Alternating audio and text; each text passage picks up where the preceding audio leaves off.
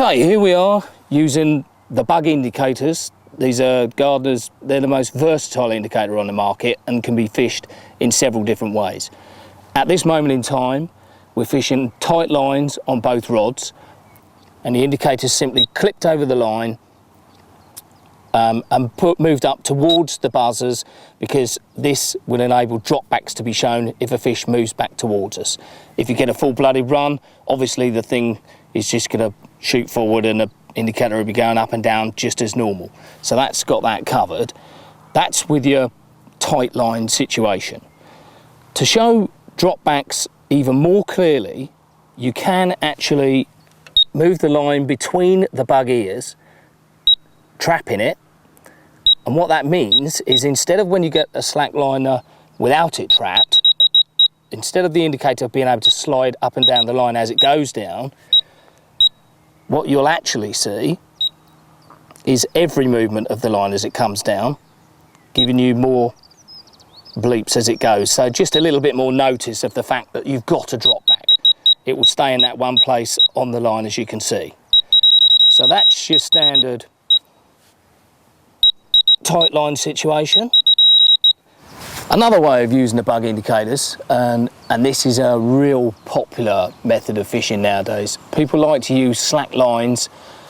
They've got a theory that tight lines through the water tend to spook fish, especially after a while. So there's a sort of a popular method now is to sink your line along the floor of the lake, then pull slack line off at the rod tips and have slack line literally all the way back to the reels. Obviously, this makes bite indication a little more difficult. The beauty of the bug is that with its elongated ears, you can actually trap the line between those ears, rest the indicator on the ground, and that'll give you maximum efficient bite indication when you do register a bite. As with most bobbins, most bite indicators, you may need to adjust the tension of the indicator according to the wind conditions, undertow. There's various reasons you may want to do that. This is easily done on the bug. We simply have a rubber grommet and the two antenna arms pass between it, and they are tapered in almost that sort of shape, which means the further down the grommet is, the slacker these two meet together, the easier the indicator will fall off the line. The further up you move it, the tighter the grip between the two ears.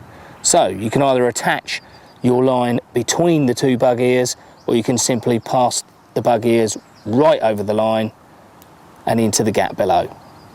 That's your bug indicator.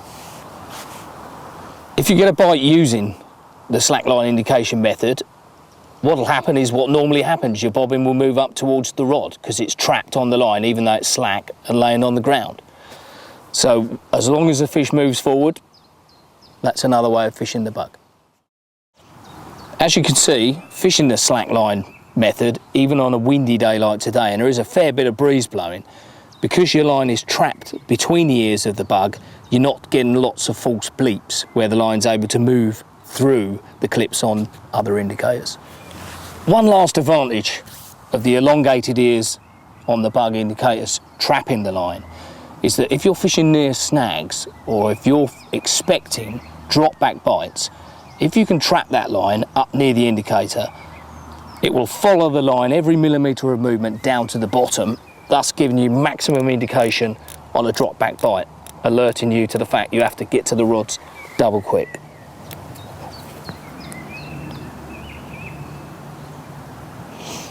Drop back bite, fish comes towards you, that's maximum indication.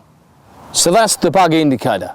And if that wasn't enough, these things come in 4 different sizes, 9 different colours, and there are 6 dedicated coloured beta lights to go. Oh,